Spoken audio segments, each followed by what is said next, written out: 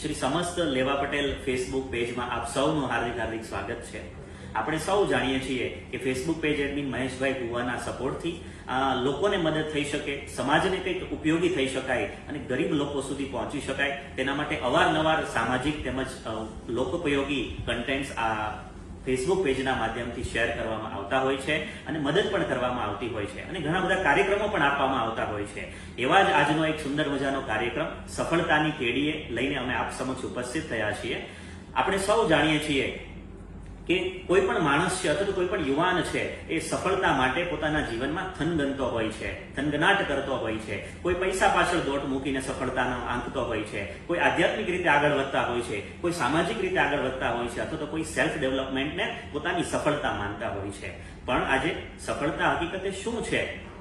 જેમણે સફળતાને જીવનમાં ઉતારી છે, જેમને પામી છે, એવા આજે વ્યક્તિ વિશેષ સાથે મારે આપ સૌ સમક્ષ વાતચીત તેમજ સંવાદ કરવો છે. આપણી વચ્ચે છે સરદારધામ ના પ્રમુખ સેવક શ્રી ગગજીભાઈ સુતરિયા, કે જેમણે સમગ્ર ગુજરાતમાં નહીં પરંતુ સમગ્ર ભારતમાં સરદાર સાહેબનું જે સમાજ નિર્માણથી રાષ્ટ્ર નિર્માણનો જે સંકલ્પ હતો એ આજે ખરા અર્થમાં સાર્થક કરવાની કેડીએ તેઓ આગળ વધી રહ્યા છે અને મહદઅંશે તેઓ આ કેડી પર સફળ પણ થઈ રહ્યા છે. ત્યારે ગગજીભાઈ, આપનું આ પેજ પર ખૂબ ખૂબ સ્વાગત છે. ખાસ આજે દર્શક મિત્રોને સફળતાની કેડીએ આપે આપનું જીવન ખૂબ સફળ રીતે આગળ વધાર્યું છે અને આપ એક યુવાનોના પ્રેરણા સ્ત્રોત છો. તો આજે આપણે ખાસ આ સંવાદમાં આપ જે રીતે સફળ થયા એમના વિશે આપણે વાતો કરવાની છે. સાહેબ, સૌપ્રથમ સાહેબ, ગગજીભાઈ વિશે તો બહુ બધું સાંભળ્યું છે, ઘણું બધું જાણ્યું છે, પણ આજે આપના મુખેથી અમારે સાંભળવું છે કે કોણ છે ગગજીભાઈ અને શું છે ગગજીભાઈ?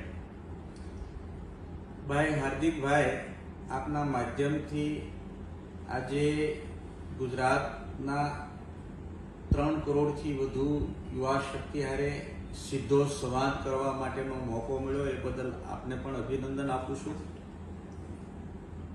આપનો સરસ સવાલ છે. મારા કેન્દ્રમાં યુવા શક્તિ છે અને મારો રોલ મોડલ, આપનું સૌનું રોલ મોડલ અને આપણો હીરો સરદાર સાહેબ છે. ગગજી સુતરિયા ઝીરો છે, સરદાર સાહેબ હીરો છે. ખૂબ સરસ શોર્ટ એન્ડ સ્વીટ આપે સાહેબ જવાબ આપ્યો.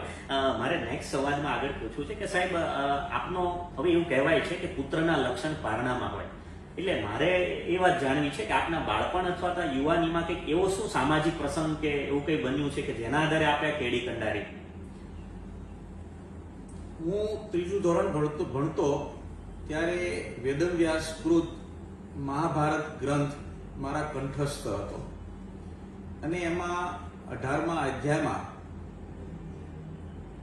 પાંડવો ધર્મયુદ્ધ જીત્યા પછી પણ એ હાર્યા હતા, અશાંતિ ભોગવતા હતા. એ યુધિષ્ઠિરનો સંવાદ ભીષ્મ પિતામહ હારે સંવાદ હોય છે અને એ પૂછે છે કે શાંતિ માટે સામાજિક પાપ મેં જે કર્યું છે મારે શું કરવું? તો યુધિષ્ઠિરે એમને એક સંદેશ આપે છે કે તમારે આધ્યાત્મિક શાંતિ માટે, મનની શાંતિ માટે તમારે હિમાલય જવું જોઈએ.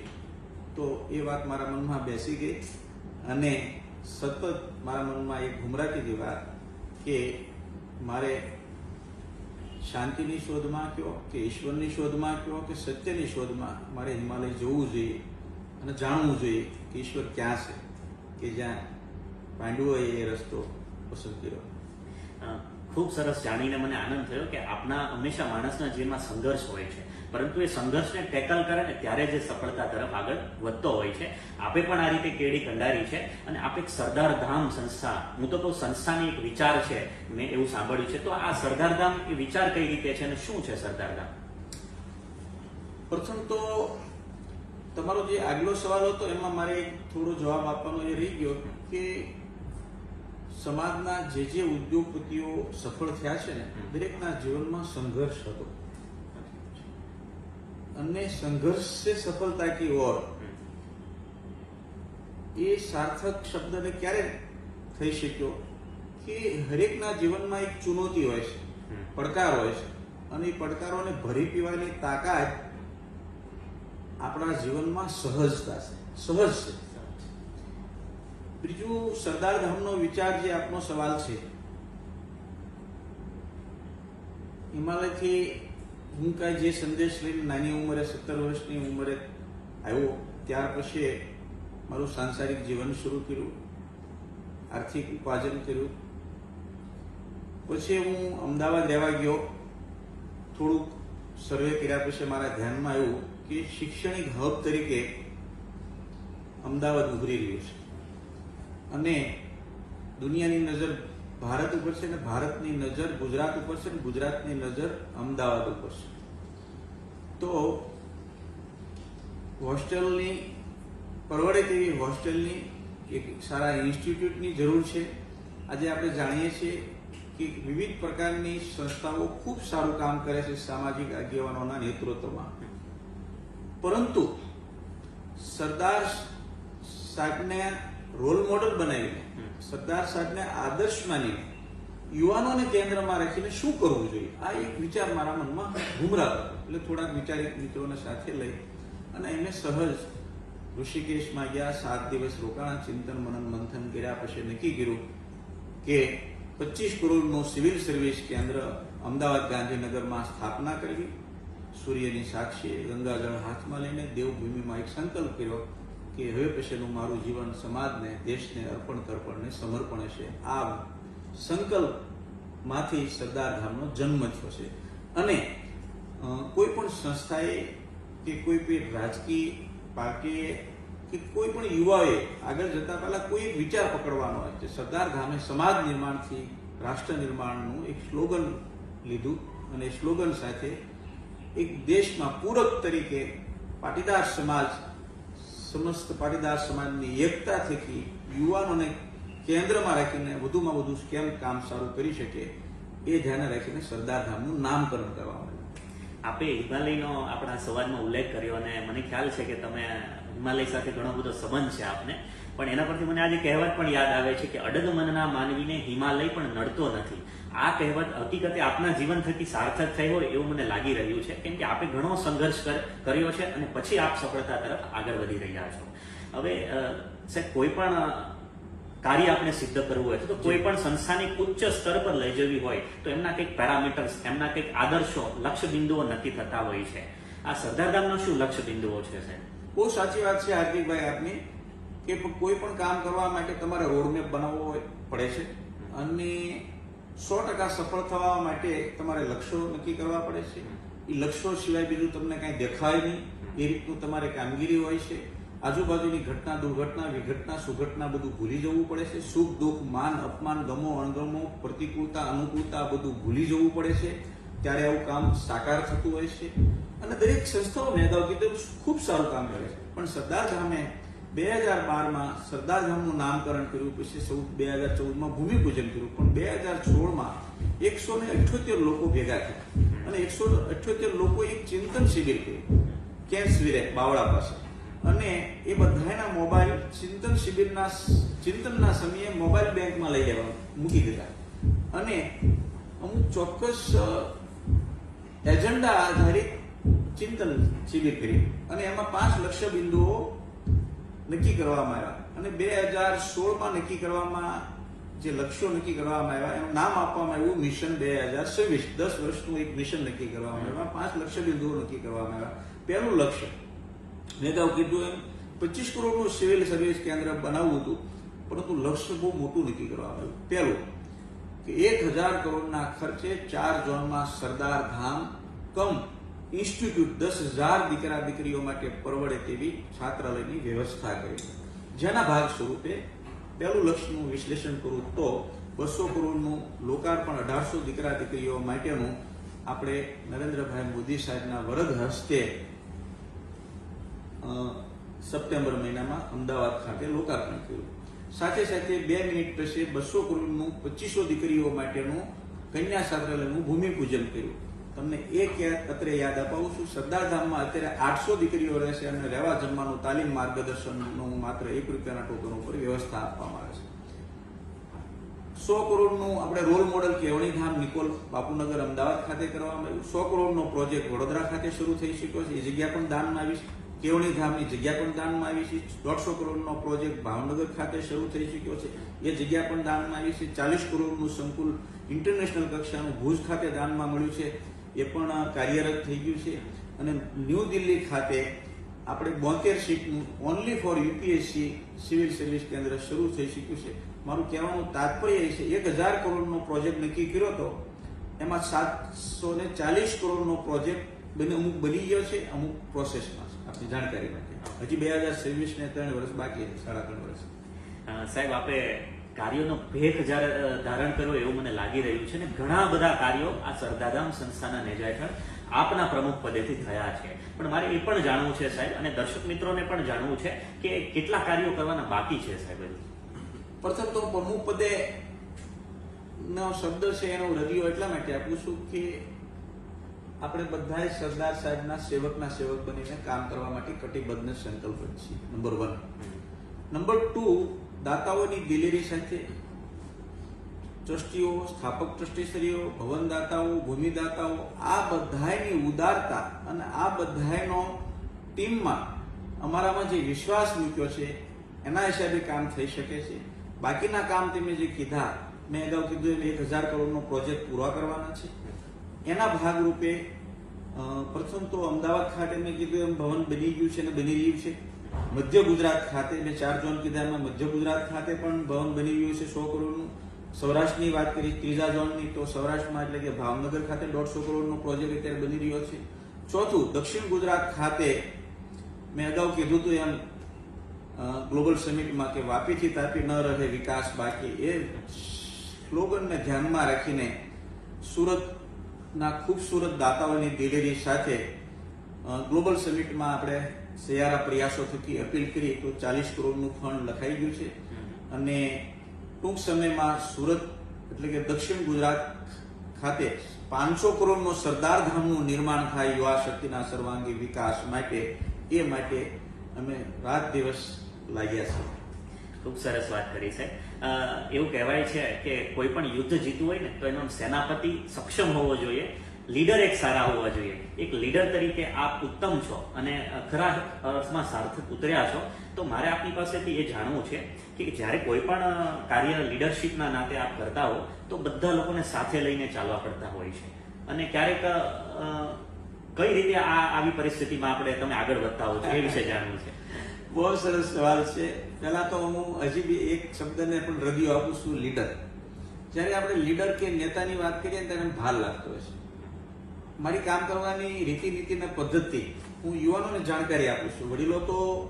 વડીલોમાં તો આ બધી કળા છે જ, વિશેષતા તો છે જ, એ ભાવથી જ વડીલો દરેક કરે છે સમાજના આગેવાનો.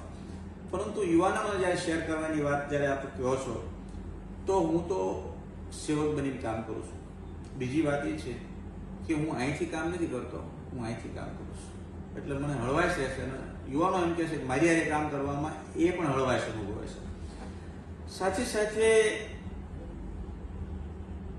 જાહેર જીવનમાં જ્યારે તમે કામ કરવા હાર્દિકભાઈ જાઓ ને ત્યારે તમારી વ્યક્તિગત અપેક્ષાઓ, ઈચ્છાઓ, તમારા શોખ, તમારા ગમો, અણગમો, અનુકૂળતા, પ્રતિકૂળતા, સુખ, દુઃખ, માન, અપમાન, એ બધું ભેગું કરીને ટોપલી તમારી તાપીમાં કે સાબરમતીમાં પધરાવી દો તો જ કામ થાય. બીજું,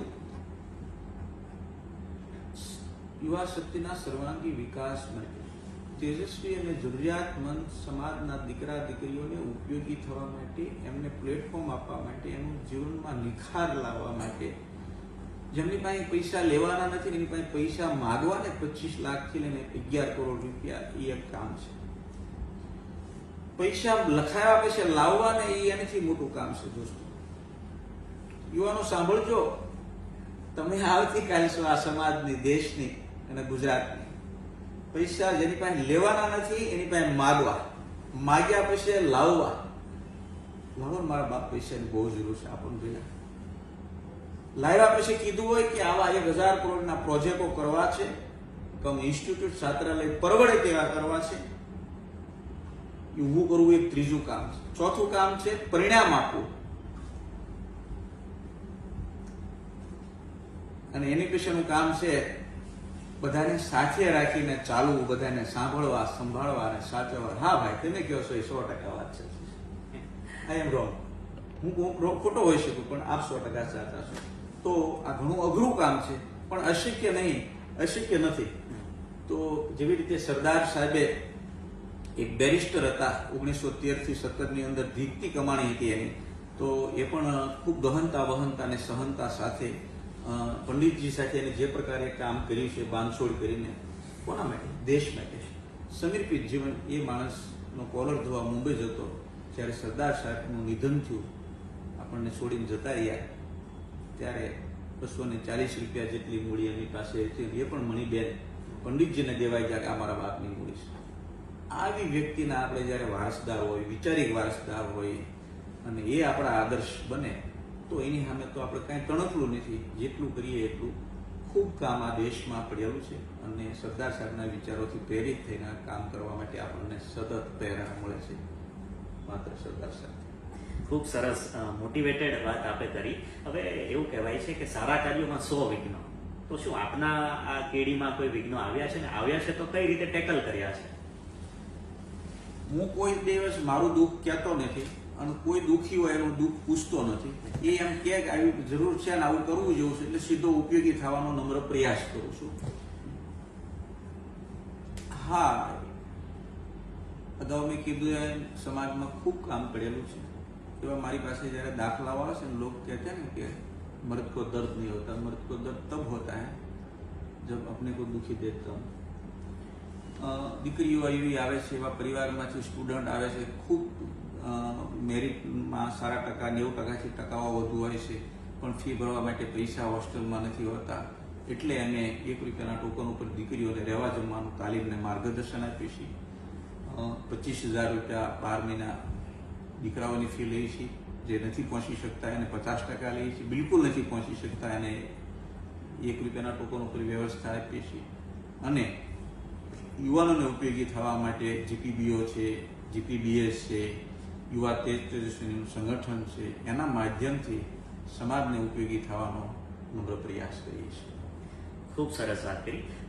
સાહેબ, એવું કહેવાય છે કે યુવાન હોવું એ કોઈ વર્ષોને સંલગ્ન વાત નથી. કોઈ પણ ઘરડા છે આજે યુવાન હોઈ શકે છે, અને કેટલા યુવાનો સાવ ઘરડાની માફક પણ જીવી શકે છે. એટલે મને આપનામાં એક યુવાનના દર્શન થાય છે. આવું શેના કારણે છે, અને આજના જે યુવાનો છે એમનો આપને શું સંદેશ છે એ વિશે જણાવજો. તમને મારામાં યુવાનોના દર્શન થતા એનું કારણ વ્યાજબી એટલું હોઈ શકે કે યુવાનોનો હું બહુ પ્રેમ કરું છું.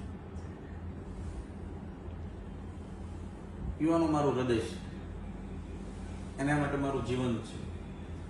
અને જ્યારે આરોગ્યની વાત કરો ત્યારે હું એક દિવસ યોગા કરું છું, 30 મિનિટ હાલ્યા પછી, અને એક દિવસ 30 મિનિટ ચાલ્યા પછી जिम करूँ છું. अगर जिंदगी में हिट रहना है तो फिट रहना पड़ेगा, क्योंकि विकास की मीट करना है. અને બાકી યુવાનોને ફિટ રહેવા માટે હું વિશેષ સંદેશ આપું છું કે તમે ખાવામાં ખૂબ ધ્યાન રાખો, કસરતમાં ધ્યાન રાખો. જેનું તન તંદુરસ્ત એનું મન તંદુરસ્ત, અને જેનું તન ને મન તંદુરસ્ત એનો ધંધો તંદુરસ્ત, જેનો તન મન ધન એટલે ધંધો તંદુરસ્ત એનો પરિવાર અને એનો સમાજ તંદુરસ્ત. ખૂબ સાચી વાત છે. મને પણ એવું યાદ આવે છે કે કોઈ પણ માણસ યુવાન રહેવા માટેની ઉંમર ગમે તેટલી હોય, પરંતુ જો વિચારોથી, તેમના કાર્યોથી અને એમની સેવાથી જો યુવાન હશે ને તો એ આજીવન યુવાન તરીકે રહેશે.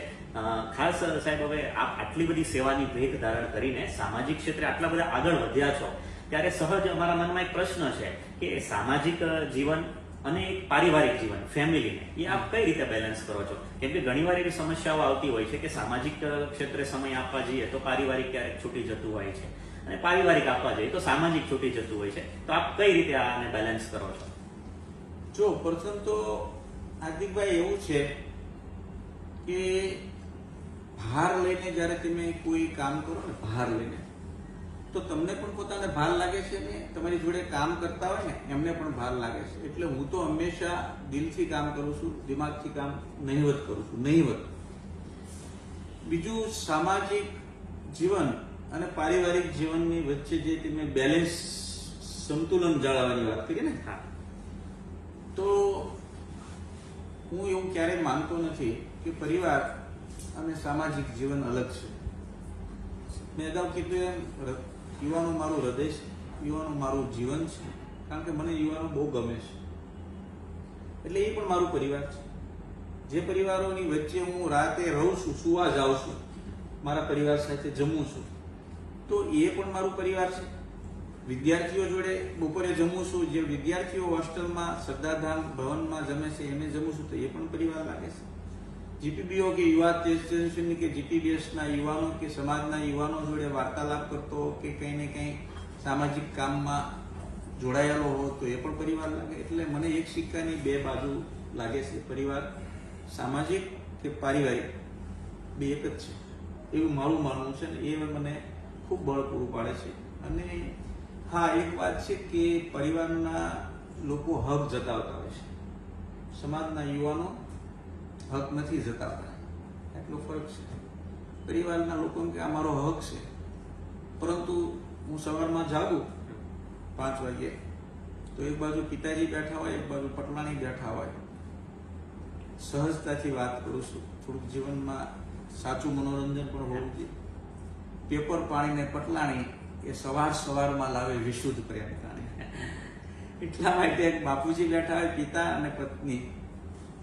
તો પિતાજી જે કાંઈ કે હું હોય 100% હા પાડી દઉં, પટલાણી જે કહેતા હોય 100% હા પાડું. હું તમારી વાત સાથે સહમત છું, હું તમારી સાથે સહમત છું, બધાને રાજી રાખવાનો પ્રયત્ન કરું છું.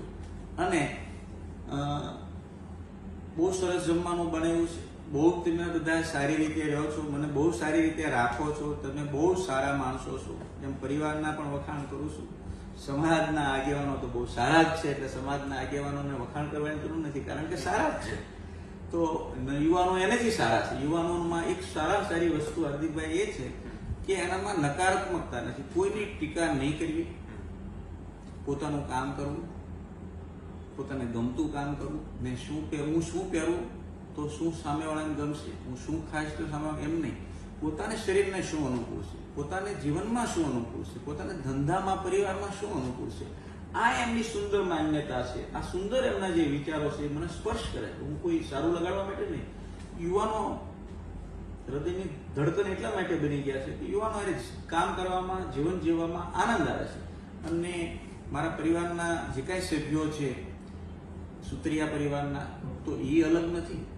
સમાજના પરિવારના સભ્યો છે એ અલગ નથી. દેશના પરિવારના સભ્યો આ કાલે એનાથી આગળ વધુ કામ કરી શકું એવી સરદાર સાહેબના ચરણોમાં પ્રાર્થના કરું છું કે એવું મને વિચારિત બળ પૂરું પાડે. એક વ્યક્તિ પરિવારની પોતાની છે એવું ભાવ સાથે હું જીવન જીવવાનો પ્રયત્ન કરું છું.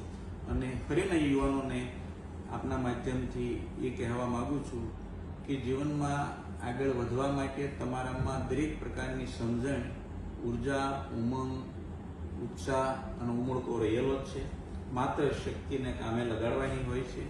સુંદર વિચારો આપણે રોલ મોડલ એવા બનાવી, ગાંધીજી, સરદાર સાહેબ, શ્રી કૃષ્ણ ભગવાન, ચાણક્ય, આવા લોકોને આપણે રોલ મોડલ જો બનાવશું તો મને એવું લાગે છે કે આપણને જિંદગી જીવવામાં કોઈ પણ પ્રકારની તકલીફ નહીં પડે. સમાજના, દેશના જે કાંઈ પ્રશ્નો છે એ પ્રશ્ન સરકાર, સંસ્થાઓ અને સામાજિક આગેવાનો અને બિઝનેસમેનોએ સાથે મળીને એ પ્રશ્નને ઉકેલવાના છે. અને સમાજ નિર્માણથી રાષ્ટ્ર નિર્માણના સ્લોગનને ત્યારે આપણે ખરેખર સાકાર કરી શકશું. આ કામ આપણું છે, સૌનું છે, અને સૌની સહિયારી ફરજ છે. એ ભાવ સાથે જ્યારે કામ કરશું તો સમાજમાં ઘણા પ્રશ્નો હલ થઈ જશે.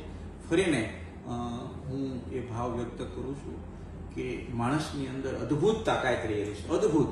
મને એક વાત શેર કરવાનો આપના માધ્યમથી મન થાય છે કે જ્યારે જીવનમાં પડકારો આવે છે, સામાજિક જીવન હોય કે ધંધાકીય જીવન હોય કે પારિવારિક જીવન હોય, પડકારો આવે છે ને, પડકારો જ તમારા ગુરુ બની જાય છે.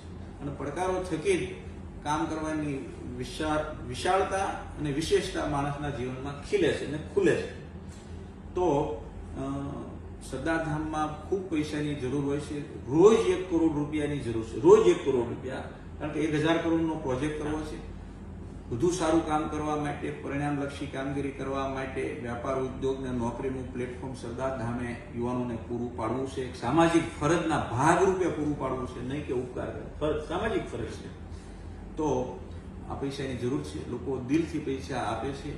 અમે પહોંચી નથી શકતા એટલું કામ પડેલું છે અને ખૂબ શરીરની અંદર ઉર્જા છે, તાકાત છે, વિચારિક તાકાત છે અને જ્યારે જ્યારે પૈસા ખૂટે છે, બિલકુલ પૈસા નથી હોતા, કાલે 5 કરોડની જરૂર છે, 10 કરોડની આ વીકમાં જરૂર છે, આ મહિનામાં 25 કરોડની જરૂર છે, આવી જ્યારે બાબતો સામે ગણિતમાં આવે છે ને ત્યારે મન શાંત કરી અને વિચારો કામે લગાડીએ છીએ કે કોની પાસેથી આ પૈસા નીકળશે. તો સ્વાભાવિક રીતે કોઈને કોઈ કરોડ, 2 કરોડ, 5 કરોડ દાતાના સ્વરૂપમાં આપી જાય છે અને આપણું કામ અને આપણું ધામ ચાલી જાય છે. અને એમ કહેતા ખુશી અનુભવું છું કે ગગજી સુતરિયાએ નહીં પણ સરદાર સાહેબના એક સેવકના સેવકે, પાટીદાર સમાજના નહીં પણ એક રાષ્ટ્રીય નાગરિક તરીકે કહું કે જે મેં સંકલ્પ કર્યો છે એ 100% સંકલ્પ સિદ્ધ થાય છે. કારણ એટલું જ છે, હું યુવાનોને આપના માધ્યમથી કહું, જે કામમાં આપણો અર્થ નથી, જે કામમાં આપણો સ્વાર્થ નથી, માત્ર પરમાર્થનો ભાવ છે, ત્યારે આ કામ એક સાધના બની જાય છે, ઉપાસના બની જાય છે અને એ સાધના થકી બધા સમીકરણો સાનુકૂળ થઈ જાય છે.